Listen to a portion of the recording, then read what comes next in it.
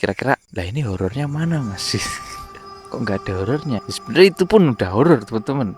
Kondisi seperti itu loh, aku sendiri dan jalurnya tertutup itu udah horor. Cuma, nah ini, ya ini aku agak cerita ini agak mikir sih sebenarnya. Mikirnya antara pantas nggak ya diceritain gitu. Tapi nggak apa-apa lah. Aku tujuannya cuma apa yang tak rasain kemarin. Nah, jadi ceritanya itu waktu di warung pokoknya. Assalamualaikum.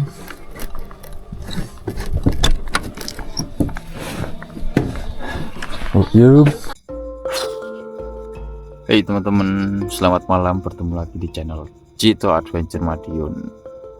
Oke, sesuai request teman-teman, solo hiking saya kemarin di Gunung Lawu via Tambak, saya mau bikin ngolas di balik layar lah. Meskipun pendakian saya kemarin itu nggak seperti biasanya ya, karena jedanya cukup lama, 1 bulan lebih, mau puasa sampai habis lebaran baru saya upload. Kalau dibilang vibe-nya kurang ya kurang, biasanya kan aku fresh ya, turun gunung istirahat sebentar, edit upload dah gitu ya. Ini kebiasaan saya sih, biar dapat momennya, masih dapat momen di gunung atau hal-hal yang kecil yang lupa nggak kerekam gitu loh. Kalau ini aku sebenarnya udah sedikit lupa gitu loh apa aja, tapi aku coba inget-inget. Yang penting itu saya cerita ini berdasarkan apa yang tak rasain kemarin. Dan kalau teman-teman nungguin ada kejadian horornya, itu ya menurut saya sih ada beberapa yang bikin saya ini agak berpikir keras teman-teman. Ya teman-teman, sebelumnya saya ini ada di luar rumah yang biasanya saya bakar-bakar sama Ari. Kalau terdengar suara kodok, itu artinya saya ada di pinggir sawah. Panas teman-teman di rumah, udah mulai musim kemarau ini. Oke, saya mulai ceritanya dari awal. Gas. Gunung Lawu via Tambak. Gas. Oke, mungkin ada yang ingat perjalanan saya pertama kali ke Gunung Lawu via Tambak, yang dulu sama Fadil, yang masih saya manggil Fadil itu Mas dulu. Baru awal kenal gitu loh. Dan dulu juga sempet kejadian horor karena Fadil sendiri kan dia tahu sendiri lah, punya apa ya, keahlian. Meskipun kemarin saya sama Fadil itu kejadian horornya itu lebih ke kita ini seolah diingatkan gitu, ditambah. Nah terus setelah ngalami kayak gitu, apakah saya berpikir ke arah situ? Ya sedikit banyak tetap ada teman-teman, cuma saya lebih ke ya udahlah gitu, tujuanku pengen cek-cek jalur Tambak, kenapa kok udah lama banget gak ada yang kayak daki ke situ gitu loh. Soalnya kan aku survei jalur Tambak itu lewat YouTube ya, karena dia taunya saya lewat YouTube lah. Itu kok terakhir upload siapa ya kemarin ya, itu lama gitu loh, udah 6 bulan apa 8 bulan itu. Jadi wah ini jalurnya benar-benar sepi kayak ya, nggak tahu kalau yang nggak buat YouTube ya, pokoknya saya surveinya lewat situ tuh. Kalau mikir ya mikir, tetap mikir aku kemarin. Aku berusaha untuk nggak ingat-ingat kejadian sama Fadil itu. Intinya aku fokus cek-cek jalur itu aja lah. Dan apalagi sebelum saya ke Lawu via Tambak itu, aku sempat sakit. Jadi pendakian kemarin itu ada sedikit ego pengen naik sebelum puasa. Kalau dihitung setelah sembuhku sama naikku itu hanya hitungan jam. Ya emang beda hari, tapi hitungan jam aku baru sembuh dari sakit batuk lah. Ya tapi ya pokoknya niat semoga lancar, intinya doanya gitu. Ke Gunung Lawu. Udah lama nggak ke Gunung Lawu aku. Ya perjalanan di awal kemarin apa ya, cukup kaget karena kondisi gunung itu lagi kacau-kacaunya. Meskipun setelah kacau aku baru berangkat.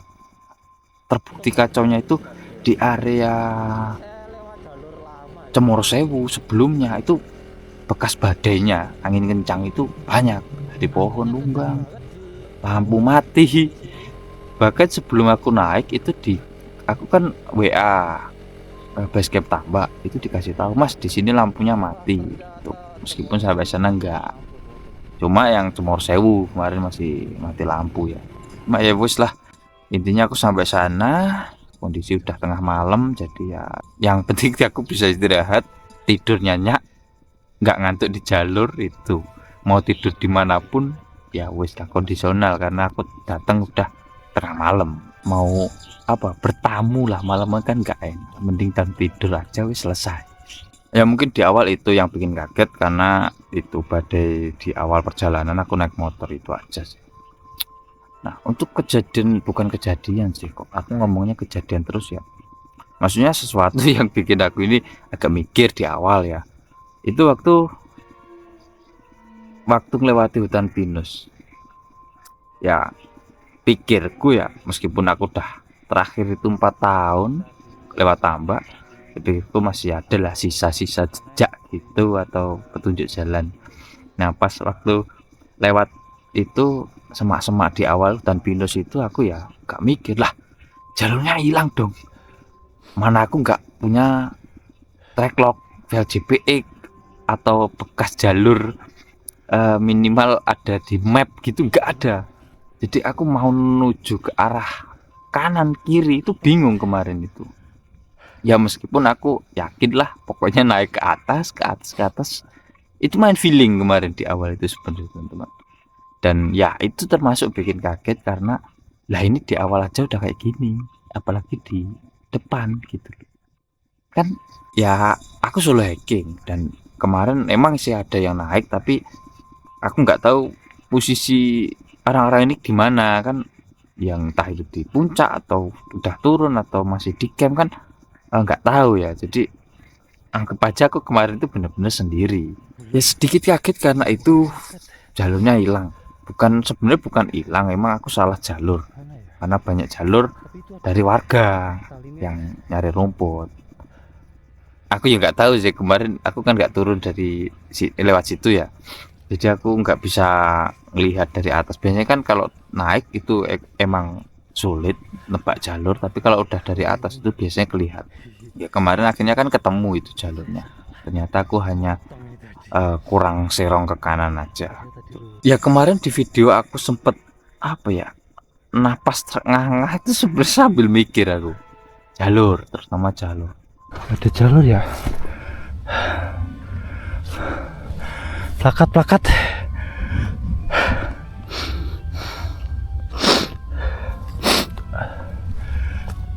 Ya ginilah teman-teman, kalau buta map nggak tahu ini lewatnya mana, jalur nggak jelas ya, otomatis kan nambah dak dikduk ya, ngap gitu. Cuma setelah jalan yakin naik ke atas, ketemu jalurnya udah. Nah setelah itu jalur malah jelas, meskipun sebelum pos bayangan, sebelum pos 1 itu ya tertutup, tapi tertutup normal lah, maksudnya masih kelihatan jalur. Beda kalau yang zat minus itu memang bingung aku, ya deg-degan juga sih, kondisi masih kacau, gak sehat 100% gitu loh.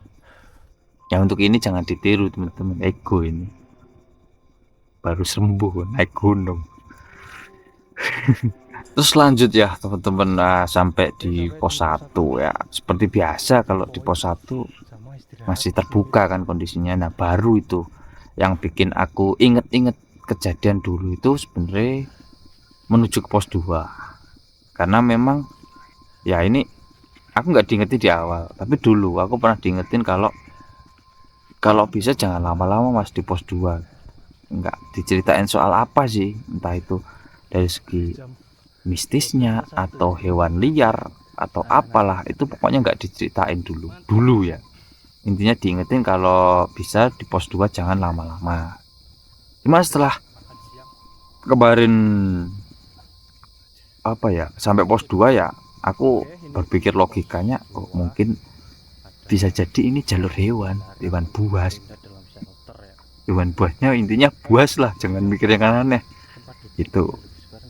Dan aku malah di situ aku ingat aku nggak boleh lama di pos 2 tapi aku lapar. Jadi ya udah kayak apa ya, masa bodoh gitu pas di situ. Karena ya lapar teman-teman. Sulit kalau mau mikirin yang itu. Ini lapar soalnya. Ya kelewat. Sebelum pos 2 aku sempat ketemu pendaki dari Surabaya, ya rombongan dari Surabaya dan mana kemarin Tasik ya, yaitu ketemu di bawah pos 2. Nah otomatis dari situ kan aku, wah ini aku benar-benar sendiri dong. Dan mereka nggak nyeritain apapun jalurnya, maksudnya tertutup atau apa itu enggak, cuma bilang badai mas. Mudah-mudahan enggak hujan, enggak badai. Emang badai tuh. Kemarin. Aku 2 malam. Turun puasa nanti. Oh, rencana 2 malam. Oh, santai. Aku kan nggak dikasih tahu kalau mereka itu nggak lanjut gitu loh sampai pos 3 ya kemarin, pos 3 atau pos 4, ada yang pos 4 ada sampai pos 3, intinya mentok lah di situ nggak lanjut. Ya badai, ya udah badai gitu loh, ngapain. Misal kemarin dikasih tahu jalurnya tertutup atau apa, aku itu agak deg-degan lagi tuh teman-teman. Cuma untung mereka nggak ngomong terkait jalur, cuma badai gitu aja, sama ngingetin kalau ninggal apa air ya kemarin itu. Ya udah aku ya wes lah itu badai, aku juga udah persiapan gitu, misalnya badai ya gini aman lah insya Allah gitu. Jadi aku nggak mikir yang ke arah itunya gitu loh, ke hal-hal yang itu bukan. Intinya aku ya wes jalan terus nih, soalnya kan jalurnya masih jelas banget itu di pos 2. Sampai di pos 2 aku makan di situ ya, keinget itu ya sedikit perubahan sih di pos 2 itu. Menurutku pos 2 itu agak sedikit nggak tertutup kayak dulu ya. Cuma dulu aku emang sore sih, jadi ngerasaku itu tertutup banget gitu loh karena sore. Kemarin enggak, agak ada sedikit terbuka gitu. Ya perasaan aja sih. Nah dari pos 2, nah itu baru aku sebenarnya agak mikir yang dari pos 2, karena kan dulu aku malam, jadi otomatis aku bener-bener nol dari situ itu. Pokoknya ngikuti jalur yang ada. Oh ya sebelumnya mungkin teman-teman ada yang nonton video saya di TikTok terkait suara macan itu ya.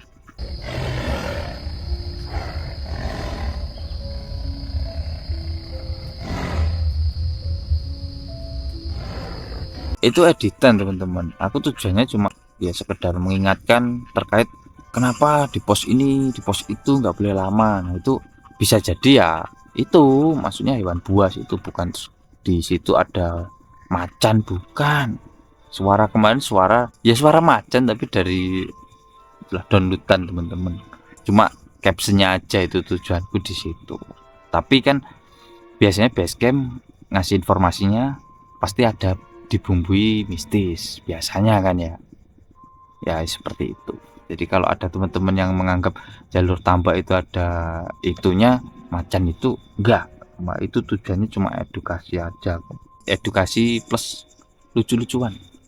Oke lanjut dari pos 2 ya. Ini karena aku apa ya, aku agak lupa lupa lah intinya teman-teman, vibe-nya udah beda, jadi aku to the point aja. Nah dari pos 2 ini aku sempet deg juga, nyedak dikduk karena pohon tumbang kemarin ya, itu kalau dari jauh nggak kelihatan, ternyata pohon tumbang kita agak melipir ke sini baru kelihatan depan ya kan.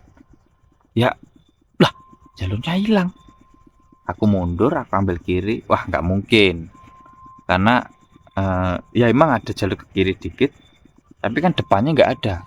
Nah, otomatis aku nyoba jalan ke kiri sedikit, agak melipir gitu, wah ternyata ketutup pohon tumbang. Nah itu kalau kondisi agak malam atau pas malam, wah itu bingung itu, asli bingung, nggak kelihatan sama sekali soalnya. Ya intinya itu ya, awal-awal itu jalur itu yang tak pikirin dari awal itu bukan hal yang mistis atau apa itu, tapi ke jalur takutnya emang beneran tertutup. Nah ini flashback yang dulu ya, dulu kan aku sempet cerita terkait kita dituntun oleh kunang-kunang. dulu kejadian sama Fadil itu kita jalan di depan ada kunang-kunang, di depannya ada, jadi kayak nuntun gitu, belok gitu ya. Kemarin aku sempat ketemu sebenarnya teman-teman di pos 2 itu. Pokoknya aku pas duduk ini ngelihat hewan apa ini, tak lihat, wah ternyata kunang-kunang. Berarti mungkin kalaupun itu malam masih ada kunang-kunang di situ. Apakah ada mikir yang aneh di situ? Ya otomatis ada. Cuma kan kondisinya aku itu siang, jadi masih bisa aman lah gitu, nggak mikir ke arah situ banget. Dan sedikit informasi sebelum lanjut ya, kemarin ya itu rombongan dari Surabaya dan Tasik itu kemarin sampai rumah, intinya aku udah balik rumah, aku dapat info teman-teman. Infonya ini ya, andaikan teman-teman dari Surabaya dan itu rombongan itu cerita di sana, wah mikir di sini ya tak tayangin. Nah ini sedikit tak bacain aja ya. Rencana remedi via tambak habis lebaran. Nah ini loh kata-kata yang nggak ketemu nenek-nenek mas via tambak. Ya otomatis aku tanya, nenek-nenek siapa mas? Setelah pos 2 diikuti nenek-nenek mas, sampai pos 3 badai, akhirnya kita camp di shelter pos 3. Terus ini saya jawab sama seperti saya dulu mas. Nah ini jadi cerita dari Mas Ocamano ini ada apa ya, kaitannya gitu teman-teman sama kejadian saya sama Fadil. Jelas mas ikut jalan neneknya, intinya itu. Aku langsung ketika di DM Mas Ocamano ini itu langsung mikir ke arah kemarin aku sama Fadil. Dulu saya Fadil itu kan ya sama mirip-mirip lah, cuma aku dulu nggak tahu pasti ya, karena pikiranku dulu Fadil ya masuk angin atau apa itu, capean sampai muntah-muntah kan di pos 3. Nah ceritanya itu mirip sama Mas Ocamano ini. Setelah di pos 2 diikuti nenek-nenek mas sampai pos 3 langsung badai, akhirnya kita camp di shelter 3. Nah dulu kalau aku sama Fadil itu nggak tahu kenapa Fadil itu kan baru kenal Fadil, jadi aku nggak tahu lah intinya kejadian kemarin. Intinya samanya itu waktu di pos 3 dulu Fadil tiba-tiba di depan plakat itu jatuh muntah-muntah, akhirnya kita camp dan ternyata di atas badai gitu, yang bikin kok ceritanya mirip ya sama dulu gitu loh. Aku terus bertanya, dulu Fadil ceritanya juga begitu, sama diingetin atau nenek ya dulu ceritanya ya. Kalau boleh tahu sosoknya awal itu juga banyak sekali nenek-nenek ya, Nanti tapi takutnya untuk face wajahnya gimana? Wajahnya ya nenek. banyak Nggak serem ya? Enggak. Bau kencur. Ya mungkin itu cerita di awal ya. Terus waktu kemarin kok sampai di pos 3 itu sampean entah itu sebenarnya ada apa? Ada yang menghalangi nggak boleh ke sampai pos 5. Ada yang menghalangi. Maka saya tuh nggak boleh sampai ke pos 5. Terus sosoknya seperti apa? Rasanya tuh hanya ya mungkin seumuran saya lah. Jadi kayak Fadil itu diganduli, ditempeli, disuruh di sini aja. Bahkan Fadil paginya itu sempat ngomong, kita nggak boleh naik pak, aku dapat mimpi jelek. Kita semua kan kemarin aku juga ada rombongan yang lain ya, kita semua ini naik, salah satu ada korban gitu. Nah berhubung kemarin itu pas dulu itu yang naik nggak komplit, jadi otomatis nggak semuanya kan, akhirnya aku sama Fadil lanjut kemarin. Jadi yang bikin aku sulit melogikakan itu kok mirip gitu loh. Ya mungkin kalaupun Fadil sekarang mau cerita belak-belakan dari pos 2 ini ya kayak Mas Ocamano ini, mungkin mirip, mungkin lah ya mungkin. Jadi seperti itu teman-teman. Terus aku, ya Allah untung mas gak diceritain pas aku di sana, kira-kira lanjut apa enggak. Kan otomatis aku langsung inget kejadian yang sama Fadil. Padahal kemarin aku ya udah lupa lah, intinya aku menikmati perjalanan karena kok jalurnya jelas gitu loh. Bisa gitu ya, ngeri. Dan sebenarnya aku juga dapat cerita juga teman-teman, cuma aku lupa DM-nya itu dari siapa terkait itu cewek ini. Bukan cewek sih, lebih ke nenek-nenek mungkin ya, di jalan sampai. Dan aku baru baca komen di video ya part 1 ya berarti ya, itu ada yang ngomong itu gitu. Entah ini orangnya punya sesuatu yang bisa ngelihat dari video atau apa, atau cuma kebetulan, karena aku kan juga nggak ngomongin terkait itu, dia ceritanya terkait itu gitu. Anjay ya. Ya kalau nanti kalau ketemu komennya tak tunjukin ya di sini, coba tak cari nanti. Oke, mungkin itu aja di awal yang bikin aku itu, setelahnya sih, setelah naik gunung aku deg-degan. Wah, untung masih nggak cerita di awal pas ketemu gitu loh, kan sempat foto. Dan ya seperti itu teman-teman, kalau aku ketemu orang dan dipergoki pasti aku akan ya salah tingkah. Lanjut dari pos 3. Pos 3 ini kendalanya bukan dari segi yang lain, karena dulu aku juga sudah siang ya, maksudnya udah kelihatan semua, ini juga kelihatan, cuma pohon, nah pohonnya itu banyak sekali yang roboh teman-teman. Meskipun jalan tertutup, tapi kalau udah pohonnya roboh itu kan otomatis ya tetap sulit kalau itu. Cuma dari segi tertutupnya emang ya parah sih gitu loh. Nah, dan ada sedikit perubahan terkait sumber air ya. Setelah dari pos 3 itu, infonya dulu sumber air itu ada di pos 4. Ternyata diturunin dan jadi seperti itu, kayak tandon aja, jadi bawah pos 4. Dan ya kemarin kalau teman-teman nonton cukup konyol aku waktu ngambil air. udah apa ya, aku udah nyumpar-nyari di atas mau tak celupin itu, ternyata ya Allah kerannya di bawah. Oke, lanjut. Dari bukan pos mata air, aku udah mutusin untuk camp di pos 4 ya, meskipun seingat saya dulu itu di pos 4 ini rawan angin kencang gitu loh, cuma kemarin alhamdulillah enggak. Dan dari situlah jalur tambak itu menurutku udah semakin parah ke atas sebelum sampai Suket Kuning ya. Yaitu yang menurutku aku sedikit beruntung, karena camp di pos 4 itu kan ketinggian sekitar 2400 ya, 2400, jadi angin itu mungkin masih belum parah-parah banget ya kalau di Lawu. Biasanya kan di atas si pos 4 gitu, entah itu jalur manapun pasti kerasa badainya itu baru di situ. Kecuali jalur Singolangu loh ya. Singolangu kayak harus sampai 9 derajat baru kena angin-angin kencang gitu. Break dulu teman-teman, ada yang nyari belut dong. Nah, tapi waktu di pos 4 ini adalah momen dimana saya ini benar-benar dilema kemarin. Ya, karena pas malam itu badai, atas kenceng banget, tapi bawah cerah. Nah, itu.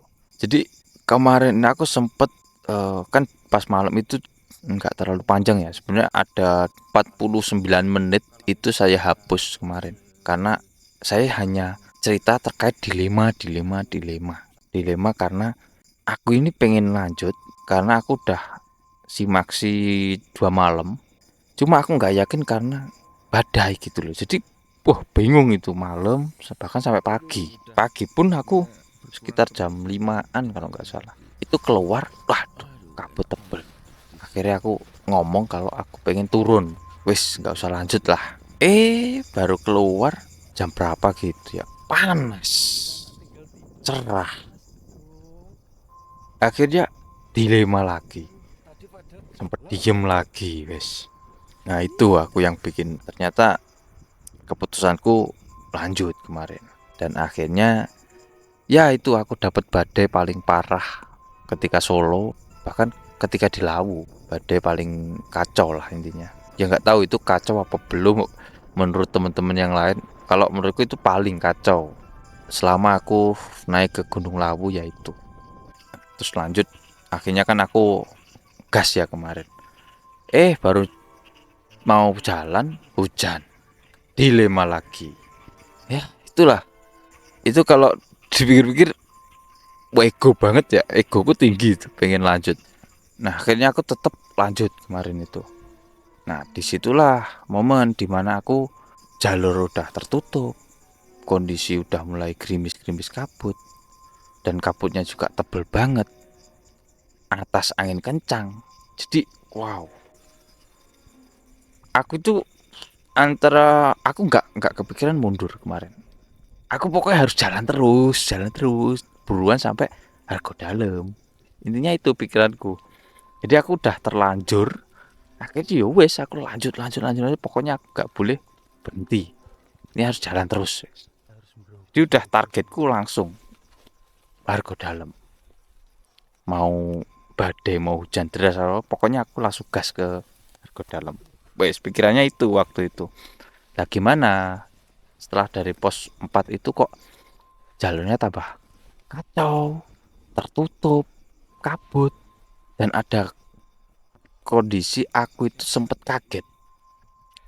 Ya mungkin di video nggak terlalu kelihatan ya, nanti tak tayangin. Nah ini, itu kondisi kabut tebal teman-teman, cuma di kamera nggak begitu ya. Kalau dari jauh, pohon yang berdiri sendiri itu membentuk kayak wujud gitu loh. Ada tangan, ada kepala, ya otomatis gitu kan. Cuma ya gimana, kita udah jalan, dideketin ternyata pohon. Sama halnya dulu waktu di Singolango, kaget sama pohon yang modelnya seperti itu.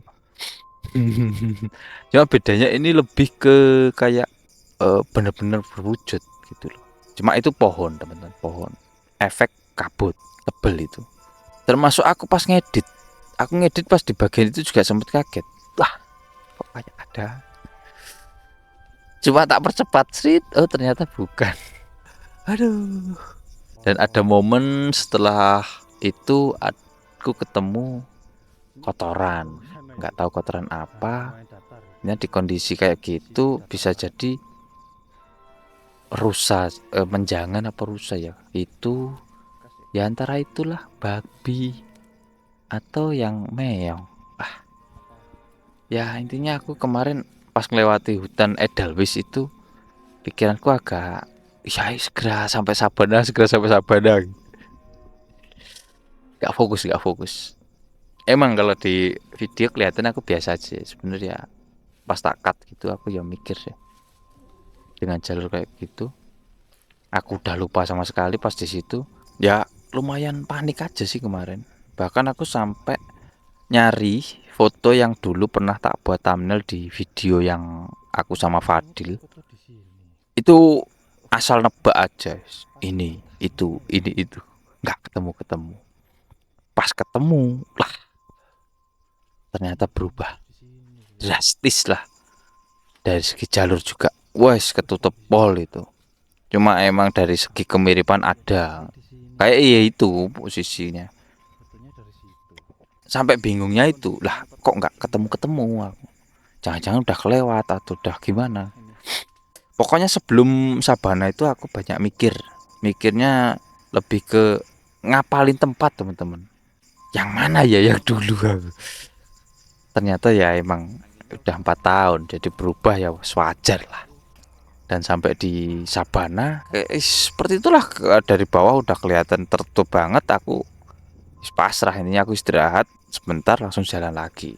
Intinya aku buru-buru sampai di Argo Dalam. Nah, kondisi di Sabana Suket Kuning, pos 5 Suket Kuning itu banyak jalur yang berubah juga, plus nah itu aku ngalami badai yang paling parah ya emang di situ. Wow, parah banget kemarin. Anginnya kenceng banget. Cuma badainya di Suket Kuning kemarin, area camp, sunset camp itu nggak begitu bikin panik. Karena jalur tambah ini kan titik temunya Cemoro Kandang. Jadi misal nih aku bingung jalur, aku tinggal nembak aja jalur Cemoro Kandang.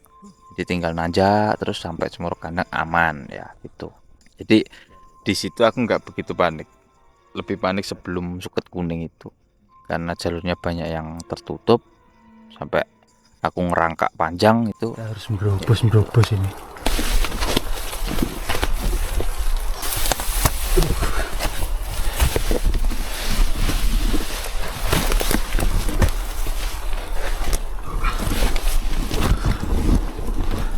Dan sedikit ada kaget juga sih kemarin waktu sampai di jalur Cemoro Kandang.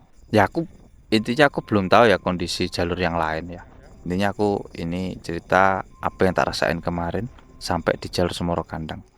Aku kaget jam-jam segini atau jalur ini itu biasanya ya dikit-dikit lah ada, entah itu suara orang naik atau turun.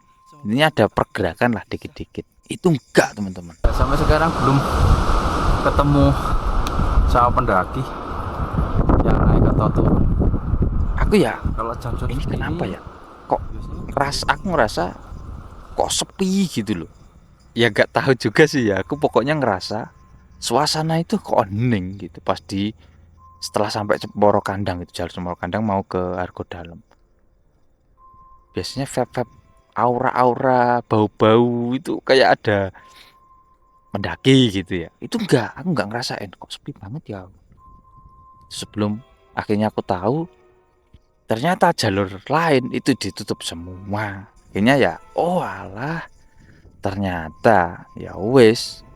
Jadi aku ngerasa sepi itu beneran terjawab pas sampai di Argo Dalam. Warungnya enten sing buka. Mbok yem nggih.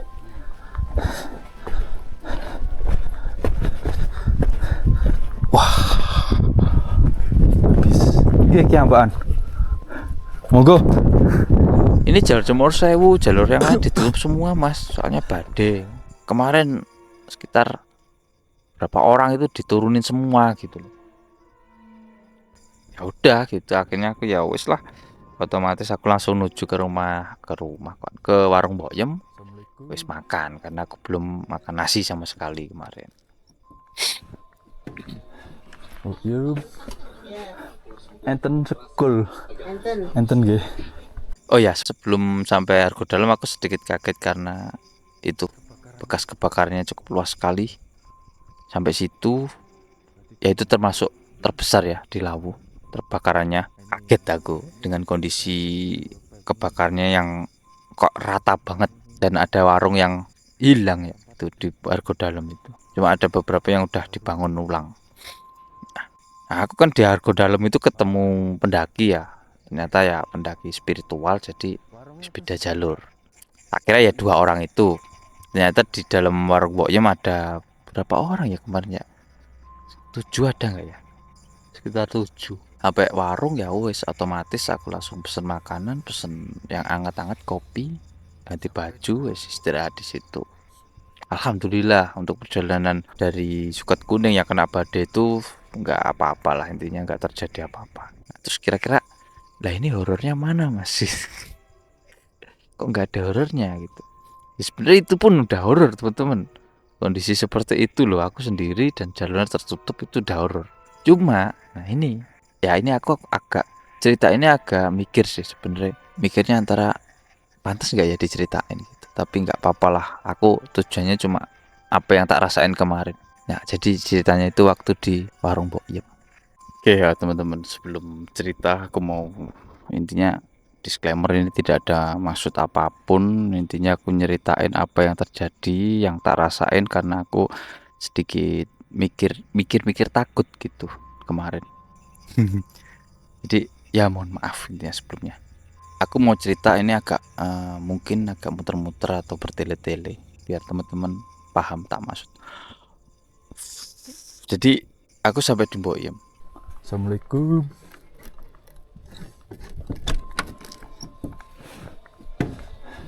Oh iya. Enten sekul. Enten nggih. Pantur riko mawon. Nggih. Pun telak mriki lho nggih. Nggih. Enten laren. Oh nggih. Ditutup mawon mulai. Nggih. Kan pesen kopi, makan, ganti baju, habis itu ya ngobrol-ngobrol, ya sempat keluar jalan-jalan nunjukin suasana di luar tuh. Nah pas intinya maghrib lah ya, maghrib ada salah satu orang dari rombongan Temanggung kemarin ya, oh ya dari Temanggung itu pesen makanan di Boyem. Aku mau cerita agak mikir ya, ya intinya itu pesen makanan sekitar pokoknya sebelum jam 6 itu dia pesen makanan sama teh hangat dah. Terus dari pihak yang sama Mbok Yem itu ngomong ke rombongan Temanggung, ini ada lagi nggak yang mau pesen, soalnya jam 6 itu udah nggak bisa pesen lagi, tutup, intinya gitu. Rombongan dari Temanggung itu jawab udah nggak ada pak gitu. Udah kan, dari situ otomatis kan dibuatin makanan pecel sama teh hangat satu orang. Nah, setelah selesai dibuatin, habis itu wes selesai kan, udah jadi makanannya. Lumayan lama ini hening makan. Tiba-tiba bapaknya ini ngomong ke rombongan dari Temanggung, nanti malam jangan ada yang pegang boim ya, intinya bangunin lah, konsepnya bangunin pesen makanan. Soalnya boim ini meskipun udah tua gitu, tidurnya harus dipeluk lah, intinya dipeluk. Boim ini tidur nggak sendiri, dia dijaga. Aku gak jadi mikir kan pas waktu itu kata-kata itu. Jadi intinya teman-teman paham gak sih maksud aku agak mikir sih mau cerita ini. Intinya itu Boyem itu meskipun umurnya udah tua tapi tidur harus dipeluk, tapi itu dengan bahasa Jawa ya. Jadi begitu ngingetin sama rombongan dari Temanggung, nanti kalau sampai yang meluk ini marah bahaya. Aku itu pas di situ kan kondisi aku yang nggak tidur tuh, masih ya santai-santai ngopi rokok. Otomatis otakku berpikir, wah ini apa, aku belum pernah soalnya ngalamin kayak gini. Jadi semalam itu aku hanya bayangin itu. Oh ya sebelumnya itu nggak tak rekam ya, kalau tak rekam kayak kok kurang etis gitu loh kata-kata itu. Kalau tak rekam bisa sebenarnya, cuma kok buat apa gitu pribadi. Cuma emang setelah diomongin kayak gitu, akunya yang mikir. Sebenarnya ada beberapa kata-kata aku lupa sih, panjang kok kemarin ngingetinnya. Intinya itu jangan megang, intinya marah, ngamuk gitu loh yang jaga ini gitu. Ya pikiranku liar lah teman-teman. Mana aku kemarin tidurnya itu kondisi sendiri gitu loh, ada 3 bagian, sini, tengah, sama belakang. Jadi aku di tengah ya. Itu ya yang aku jadi tanda tanya sebenarnya, entah ini horor apa enggak, tapi itu kejadian yang bikin aku nggak bisa tidur. Jadi maksud perkataan bapak ini tuh apa ya, aku terus, mau mikir terus itu. Soalnya gini, kalau memang bapak ini ngingetin dari rombongan panggung soal jangan pesen lagi, itu kan kalau bisa ngomongnya berkelanjutan lah, jadi jangan ada jeda yang cukup lama gitu loh. Itu kondisi udah lama, mungkin yang rombongan dari Temanggung itu udah selesai makan mungkin ya, itu baru ngomong gitu loh, dengan nada yang serius sekali. Apa no maksudnya gitu loh. Jadi yang tak gambarin itu kemarin, yang temennya Boyem yang dari itulah gitu loh. Gak weda buat cerita. Dan ada beberapa kejadian yang aku ini nggak logis. Kemarin sempet ada gurauan, candaan lah dari itu. Gurauannya itu ya nggak pantas itu untuk di umur-umur yang ya seumuran Boyem gitu lah. Kalau seumuran umur 10 tahunan masih kecil itu pantas bercanda seperti itu. Tapi ini Boyem umurnya ya seperti itu, udah tua ya. Tapi bercandanya itu kayak jadi kayak anak kecil. Ya mohon maaf ya teman-teman, aku bukan hanya apa-apa, tapi ya itu yang bikin aku agak mutar otak guys. Malam itu aku kayak otakku hangat, adem panas lah mikir itu. Jadi perkataannya itu, ya tau lah bercandanya umur 10 tahunan. Intinya kalaupun umur 20 tahun itu udah nggak pantas. Seumuran saya itu udah nggak pantas bercanda seperti itu. Gojekan gitu loh teman-teman kalau mau tidur.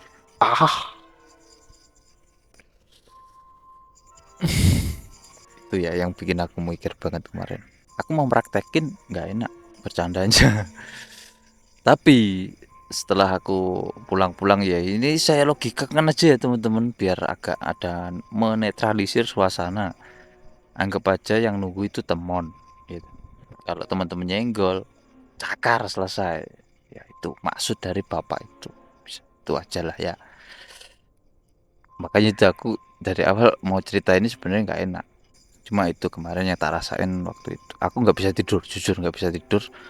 Sampai aku bahkan sahur nggak tidur aku. Ya tidur apa ya? Tiduran itulah. Kayak tidur cuma merem tapi pikiran nggak tidur. Baru bisa tidur itu setelah sahur sekitar jam 4 lebih kayak. Itu baru aku bisa tidur. Nah bangun-bangun aku langsung pesen susu jahe. Aku kemarin nggak puasa gitu. Puasa pertama itu nggak puasa aku karena ya nggak tahu lah rasanya itu kayak aduh aku nggak yakin kalau aku turun kondisi puasa plus badai. Aku daripada aku maksa nanti di jalur kacau dan malah bahaya kan kondisi aku sendiri itu turunnya rombongan dari Temanggung udah turun ya udah aku udahlah nggak puasa wis punya pesen jahe anget jam berapa ya sekitar jam 8-an gitu ya itu kondisi masih total kabut wis nggak kelihatan bahkan aku udah prepare jalan sebentar hujan kabut bukan hujan kabut lebih ke kabut tebal sampai kamera sampai nggak tertolong bentar-bentar tak lap saking tebelnya kabut itu bukan rintik loh ya sampai kabutnya itu cuma kabut bener-bener kabut tapi tebel dan sampai ya intinya seperti itu ya di atas nggak usah panjang-panjang aku juga nggak mau detail turun aku sempet kaget di pos 3 kemarin sebenarnya ya maksudnya aku belum tahu cerita selanjutnya ya nanti tak ceritain di pos 3 itu kondisi sampah itu benar-benar pol teman-teman itu mungkin sampah terbanyak yang tak lihat di pos 3 kondisi pos 3 Cemoro Sewu wow ya emang pos 3 itu banyak sampah tapi nggak separah kemarin itu parah banget pol pokoknya bahkan jas hujan itu ada banyak banget itu ya aku lo positifnya ya ini jalur Cemoro Sewu jalur favorit banyak sampah itu kadang ya mewajarkan gitu loh akhirnya aku turun ya kaget juga karena pohon tumbang cuma ada beberapa yang udah dipotong tapi ada yang belum mungkin baru ya itu parah itu tutup terus gitu sampai jalan nah sampai bawah pos 2 ke bawah kalau nggak salah itu aku mikir kan di belakangku banyak pohon tumbang kondisi angin itu kenceng banget pohon itu gerak semua geraknya bukan gerak begini ya kayak akar ya, otomatis aku jalan tuh gini terus maksudnya arah angin sama aku arah jalan ya takutnya itu pohon gitu loh roboh. Oi. Yang diseremin itu kalau pohon roboh. Wah. Celana aku loh. Celana jas hujan tuh sampai robek loh. Sampai aku mau istirahat itu harus nyari pohon kira-kira ini sebelah-sebelahku kalau roboh ke arahku gimana gitu. Akhirnya aku nempel di batu. Misal roboh kan masih ada batu ya di belakangku. Ya meskipun enggak doa enggak gitu cuma kan ya antisipasi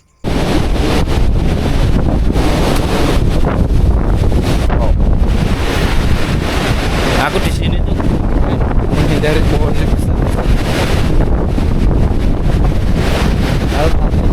pohonnya roboh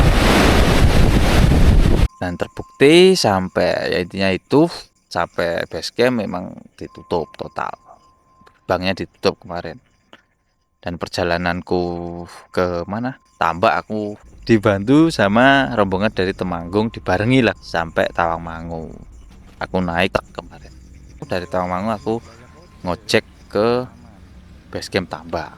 Nah, terkait untuk sampah terbanyak itu yang ada di pos 3, aku baru dapat info dari Mas Punco di base camp.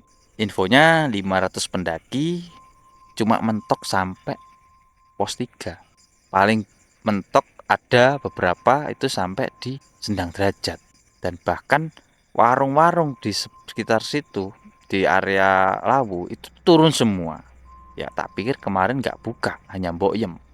Ternyata semua turun. Jadi ikut turun pendaki-pendaki itu. Jadi bisa dibayangin badainya itu parahnya kayak apa. Warung aja sampai turun gitu loh. Entah itu turun karena itu puasa ya. Coba kalaupun sampai turun di malam itu ya, malam loh ya. Kan berarti parah badainya kemarin. Nah itu aku dapat cerita dari Mas Ponco itu karena Mas Ponco nganterin tamu dari bukan dari intinya nganterin tamu rombongan Mas Ponco ini porter sampai Mbokyem. Ternyata nggak ada yang sampai atas, mentok di pos 3 semua. Akhirnya ya otomatis Mas Ponco turun lagi bawa barang-barang itu lagi ke bawah. Jadi kemarin nggak ada yang sampai puncak. Cuma di kondisi badai itu berarti aku pas di pos 4 kan ya, otomatis aku di pos 4 atau di pos 4 sih ya, atau malah di base camp. Kayak di base camp deh, aku masih di base camp kayak itu. Soalnya aku pagi itu dapat kiriman video lewat istrinya Mas Ponco atau kakaknya itu ya. Itu kondisi Mas Ponco ada di Mbokyem, nge-share video kabut. Jadi bisa ya kemungkinan badai yang parahnya itu waktu aku di base camp. Cuma kalau enggak ya itu aku di pos 4 tuh. Cuma yang agak anehnya itu bukan aneh, uniknya itu waktu di pos 4 yang bikin aku yakin untuk naik. Panas teman-teman. Wah. Giliran tak tinggal tidur panas dong. Aduh, tadi pada gelap loh.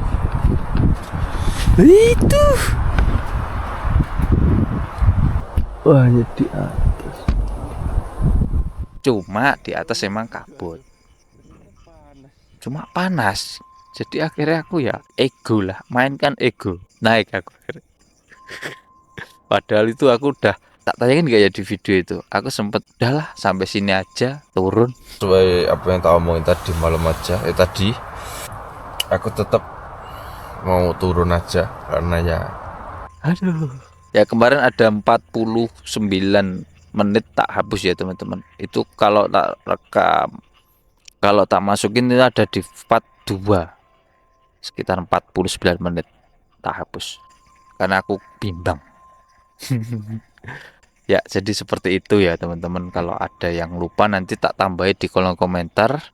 Dan kalau ada teman-teman yang mau bertanya terkait ini bisa di kolom komentar aja. Dan satu lagi terkait Mbokyem tadi ya, ini tidak ada tujuan untuk gimana-gimana ke Mbokyemnya. Pokoknya aku cerita yang itu aku bikin kaget gitu loh. Ya itu teman-teman.